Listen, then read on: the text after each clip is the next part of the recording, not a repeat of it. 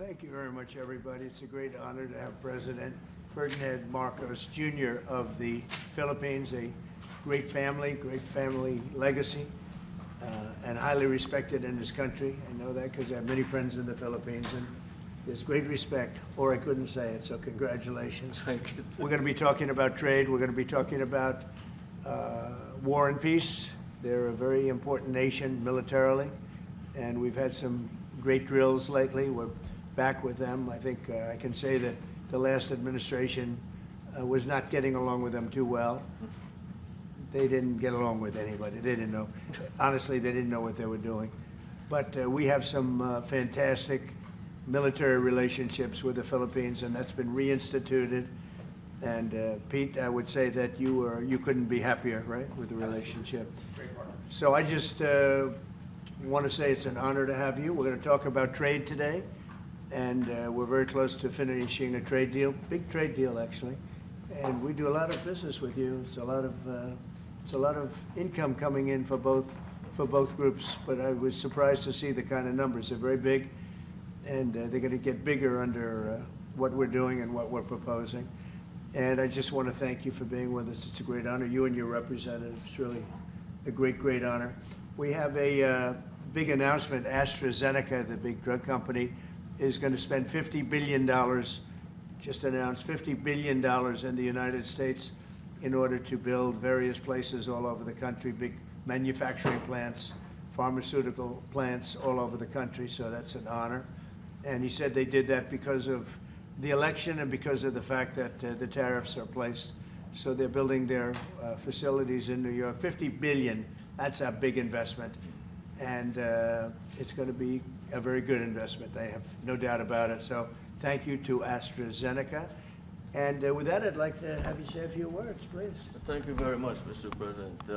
Of course, we're all very happy to be here to once again reaffirm the very strong ties between the Philippines and the United States, ties that go back over 100 years.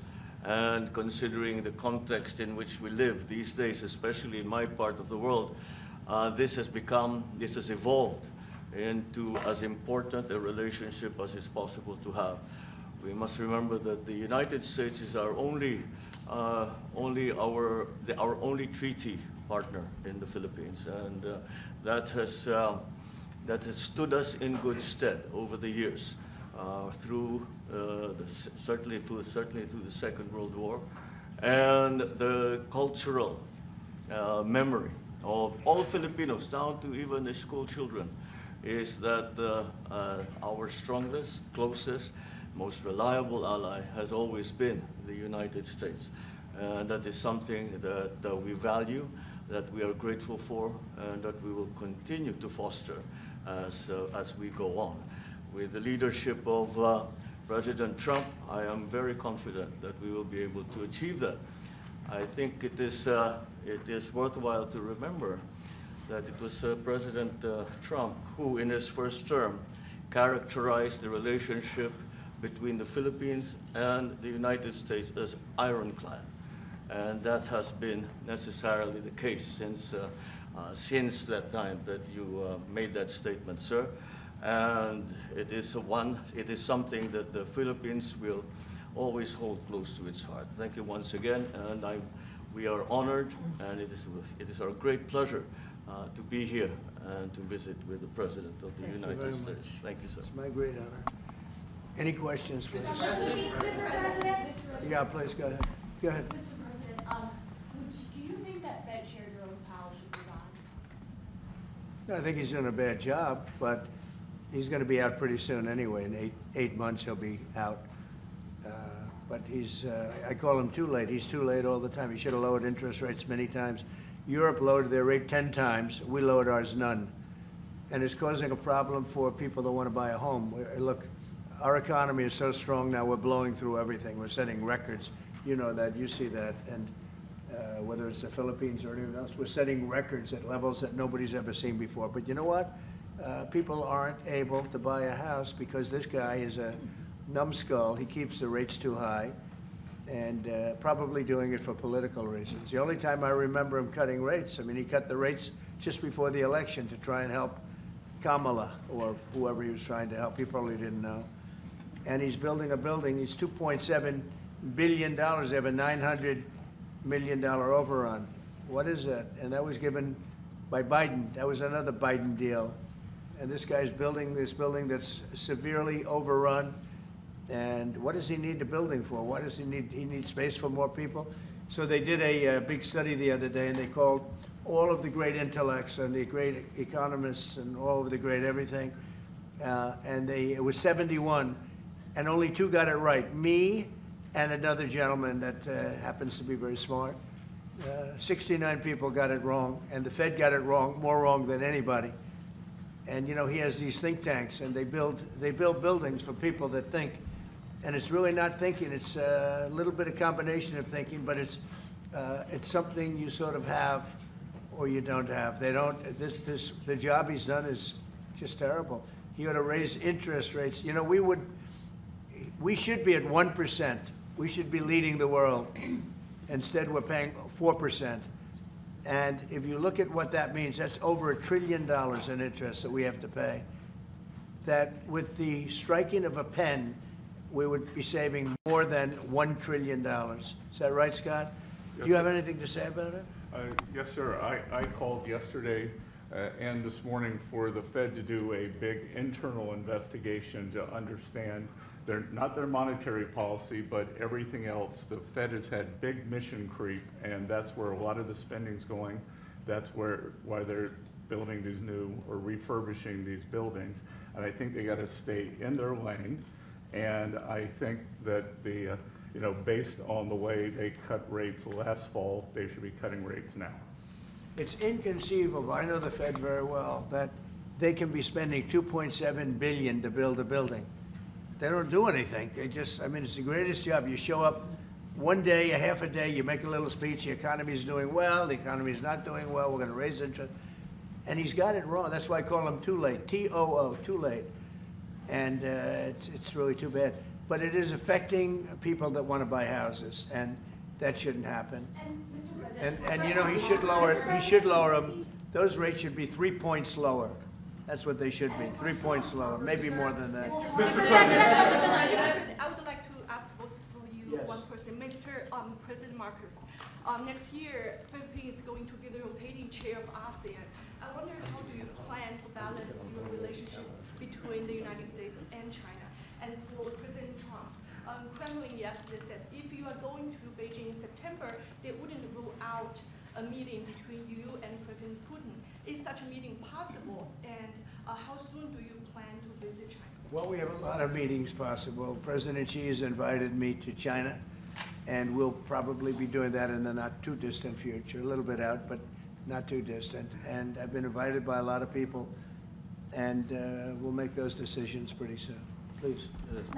Well, as you say, we are chairing ASEAN for 2026. There is no need, in a sense, to balance, as you characterize, to balance our relationship between the United States and China, simply because our foreign policy is an independent one, and we are essentially concerned with the defense of our territory and the exercise of our sovereign rights. Now, whether we do this not alone, we need to do this with our partners. And again, our strongest partner has always been the United States. But of course, we are trying to form coalitions and multilateral relations so that those like-minded nations who share the same values as we do, who hew to international law, most specifically the UNCLOS, present that position very clearly to anyone who has intentions of unilaterally changing the world order, and that is how we are guided in that. And I don't mind if he gets along with China, because we're getting along with China very well. We have a very good relationship. In fact, the magnets, which is a little complex piece of material, but the magnets are coming out, very well. They're sending them in record numbers.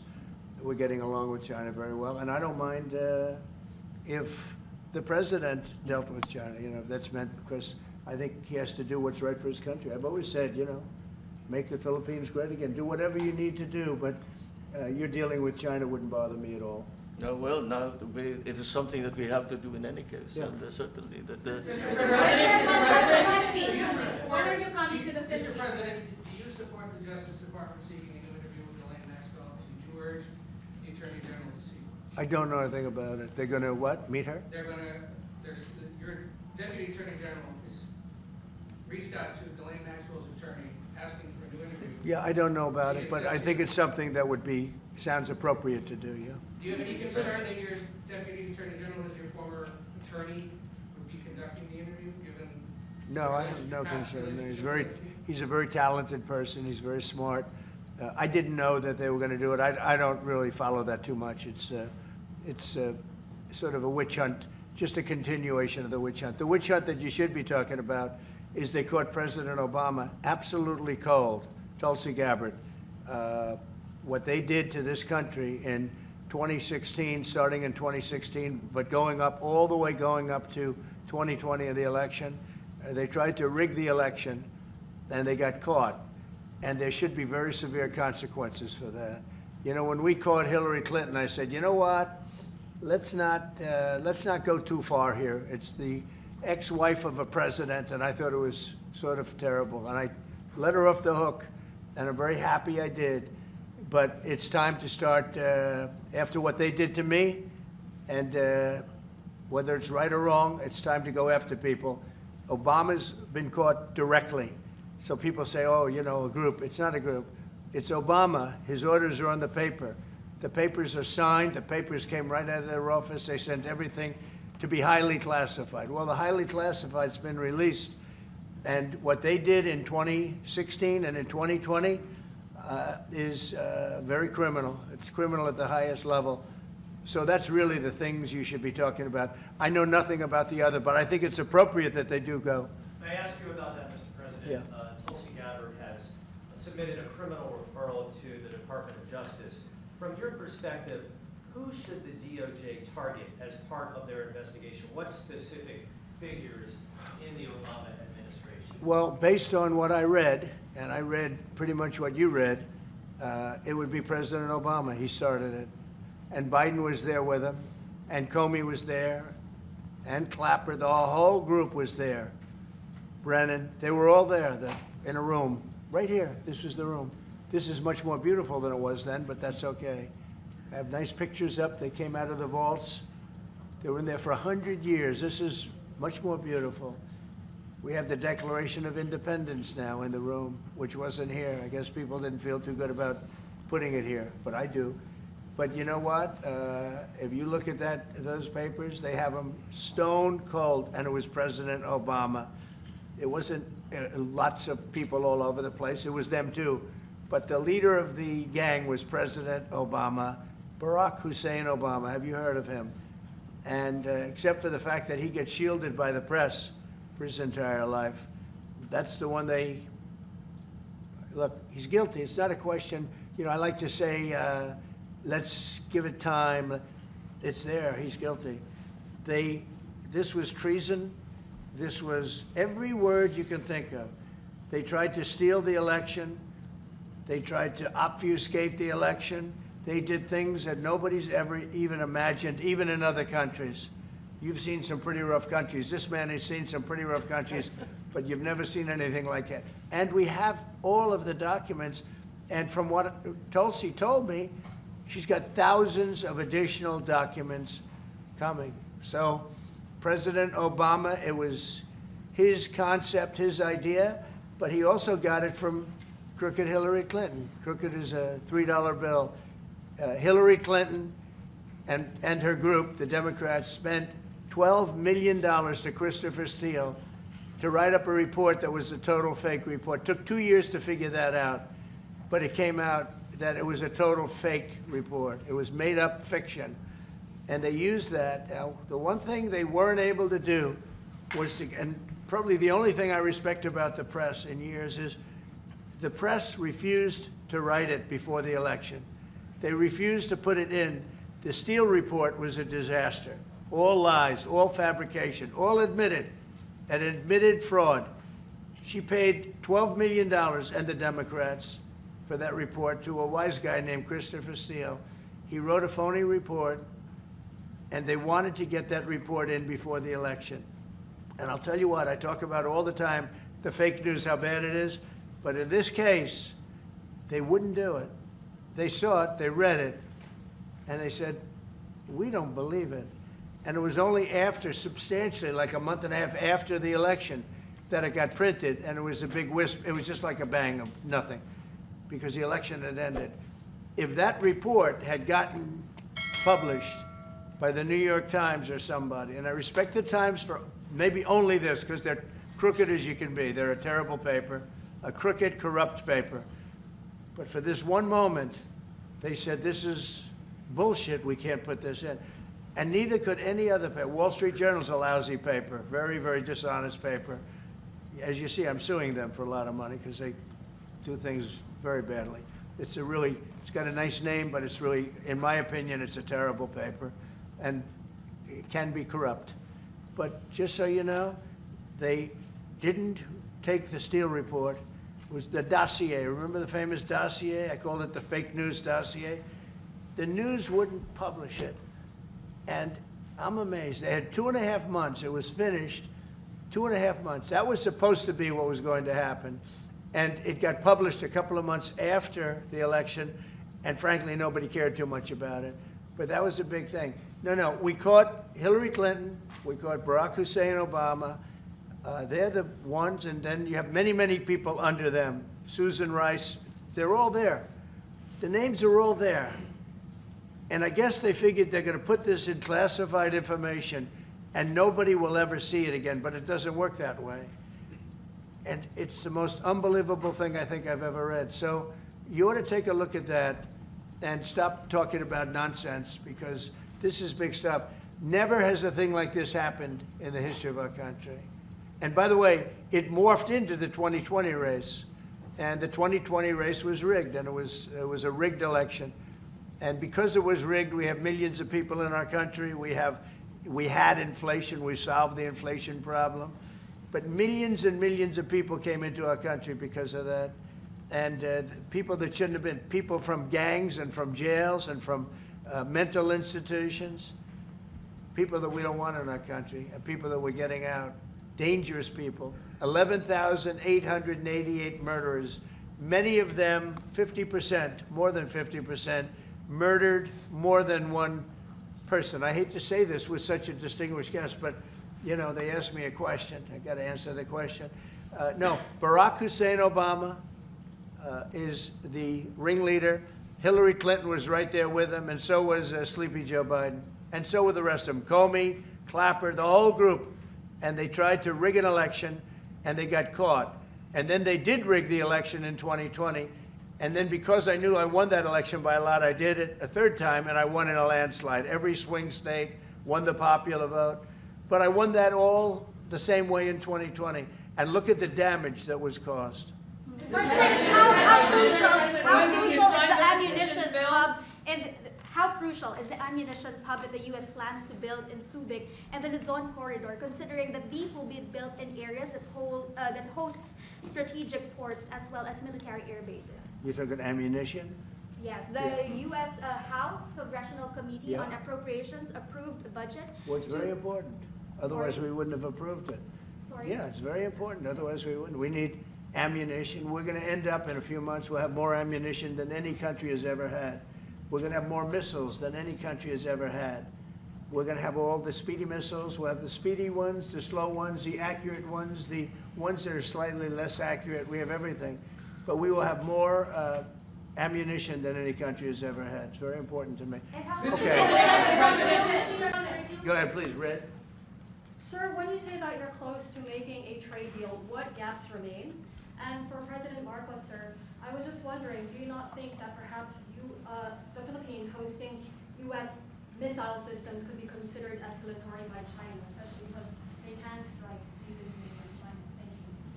Well, it's an honor to be with this gentleman. You know, I've known him, and I've known his family, actually, but I've known him. And I assume you're from the Philippines? Are you from the Philippines? Yes, sir. That's good. You're very lucky to be from the Philippines, right? It's a great place. But we're going to have a very good relationship. I mean, I know you had some problems with another president, and it was not your fault. It was the president's fault. And the country was maybe tilting toward China, but we untilted it very, very quickly. But you know, you had a country that was tilting toward China for a period of time, and I just don't think that would have been good for you. You can deal with China, you should deal with China, but when I got elected, everything changed, and they came right back to us.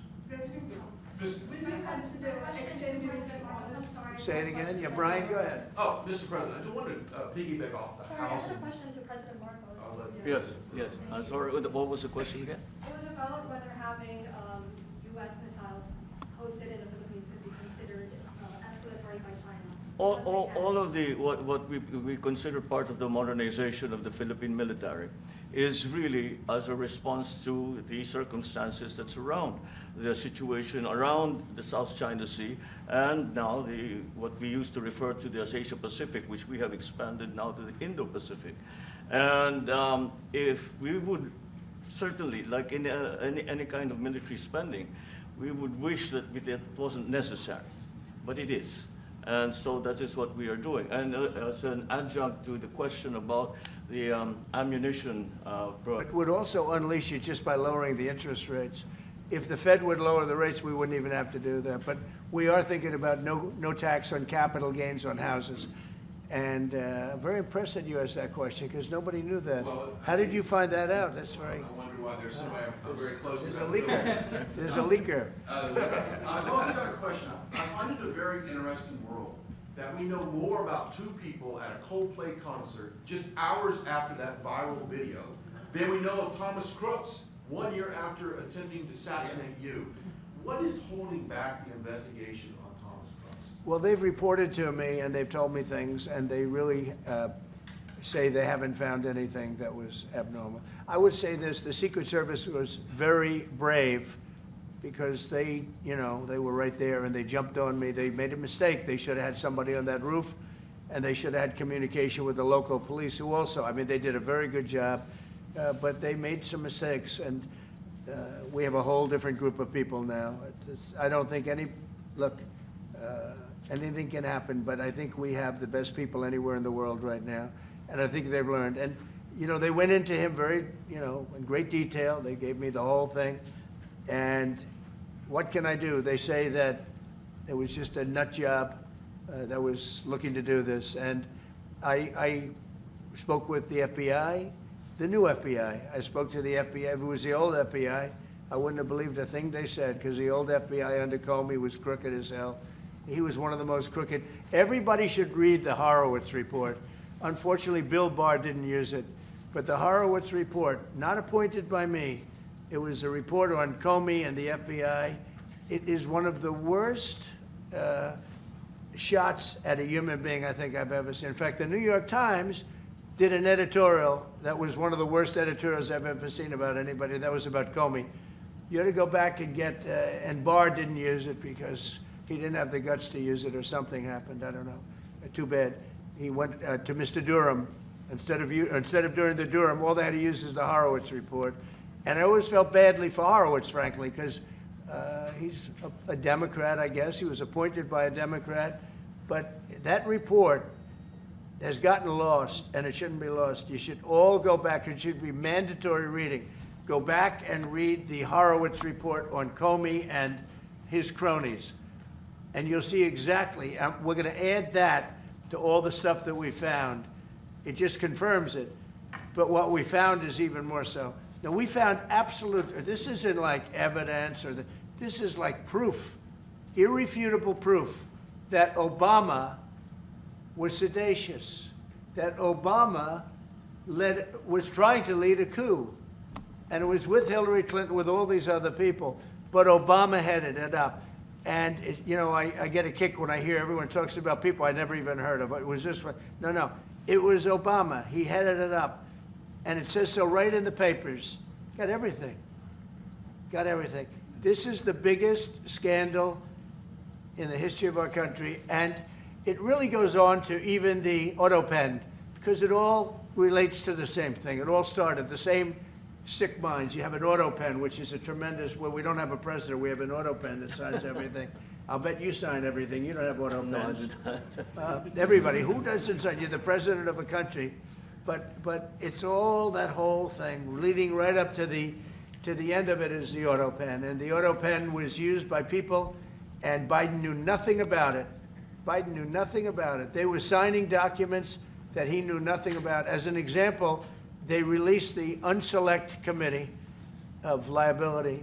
The Unselect Committee spent 2 years grilling everybody, and then they destroyed all the evidence. You know why? Because the evidence made them guilty, and he gave them all a pardon. The Cheney, all the scum that was on the Unselect Committee, Cryan, Adam Kinzinger, and Democrats, and he gave them a pardon. Do you have something else, guys? I was just going to add one more thing on Adam Schiff. Director Pulte reports that Adam Schiff claims he lived in a one-bedroom apartment. Now, how does a family of four, and you're a developer, a very successful developer, how does a family of four live in a one-bedroom apartment? No, it looks like Adam Schiff really did a bad thing. They have him. Now, let's see what happens. It's not up to me. It's not up to, I stay out of it purposely. But it's mortgage loan fraud. It's a big deal. He defrauded banks and insurance companies and the federal government. But it's very simple. It's mortgage loan fraud. And you're right. It's a lot of people to live in a one-bedroom apartment, right? But he put it down. But he has a lot of other things far worse than that. So, no, Adam Schiff, they have him 100% on mortgage fraud. Now, if there's anybody else in this room except you would have no problem. But anybody else in this room, you'd have a problem. I'd have a problem. Yeah, please. So there was a hearing yesterday in the Harvard case. Would you allow Harvard to get their federal dollars back as a part of any agreement with the administration? No, I'm not giving. Harvard's been given $7 billion. Can you believe it? By the $7 billion, and we want money to go to all universities, not Harvard. Harvard got more than anybody else. They have $52 billion. They get huge tax incentives and tax breaks on that $52 billion. But they have $52 billion, and they got $7 billion over a short period of time. And we have a very hostile judge appointed by Barack Hussein Obama, a very, very hostile judge who knows exactly right from wrong, but you know, we expect to win it on appeal. She hasn't given a decision yet, but she's very hostile, and she was put by Barack Hussein Obama, and generally speaking, anybody that does that, we're gonna have problems with. So we don't expect to have. We won the case yesterday. Anybody that was there, that was a neutral, would say we easily won the case. But a lot of the case, and a big part of it's going to be how much money Harvard gets in the future. That's not part of the case, and they're not going to get very much. Mr. President, where are we in terms of negotiating about the reciprocal tariff? How far are we With who? from With the Philippines? Yes, Oh. sir. How far Are you we from the Philippines? Yes, sir. I'm Good. from the Philippines. How far are we from achieving? Well, it's tough. He's a very tough negotiator. So far, we're not there because he's negotiating too tough. In fact, I used to like him better than I do now. He's too tough. But we'll probably agree to something. But he's strong, a strong negotiator. He loves your country. Mr. President, Mr. President, when are you coming to the Yeah, Philippines, sir? you talked a lot about the severe consequences that those who were involved in the Russia hoax must face. In your view, sir, what are the next steps now that these documents are out there in Tulsi Gabbard? Well, the Justice Department would have to act.